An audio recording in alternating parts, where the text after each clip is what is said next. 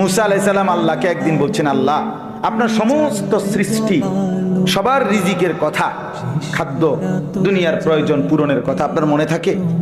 আপনি কেমনে মনে রাখেন? আপনি সকলের রিজিক কেমনে দেন? আল্লাহ তাআলা বললেন, মুসা তোমার সামনে একটা বড় পাথর আছে, তোমার হাতে লাঠিটা দিয়ে ওটাতে একটা বাড়ি মারো।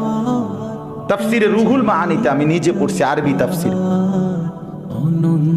মুসা আলাইহিস সালামকে আল্লাহ বললেন এই পাথরটার মধ্যে লাঠি দিয়ে আঘাত কর। মুসা আলাইহিস সালাম আঘাত করলেন, লাঠির একটা পাট মানে একটা অংশ পাথরের ভাঙ্গা পড়েছে।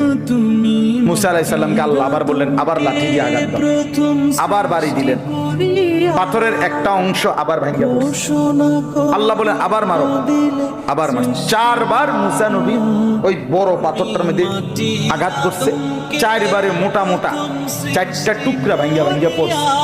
এই 4র্থ বারের পরে এই 4টা মোটা মোটা টুকরার ভেতর থেকে একটা ছোট্ট পোকা বের হইছে।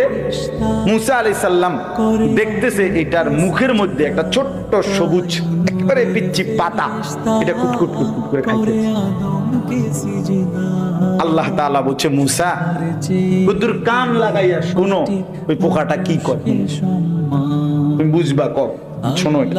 মুসা নবী কান লাগাইয়া শুনতেছে ওই ছোট্ট পোকাটা যে গভীর পাথরের ভিতরে ছিল, সে বলতেছে, সুবহানা মান ইয়ারানি ওয়ালা ইয়ানসানি, আমার সেই আল্লাহর প্রশংসা করছি যিনি আমাকে সর্বক্ষণ দেখছেন, যিনি আমাকে কখনোই ভোলেন না,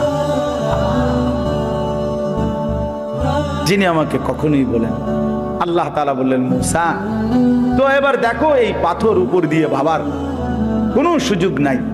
এই পাথরের 4টা স্তর ভেতরে এই ছোট্ট পোকাটার মুখে সবুজ এই গাছের পাতা যে মালিক পৌঁছায় দিছেন, তিনি কি সকলের রিজিক দিতে সক্ষম না?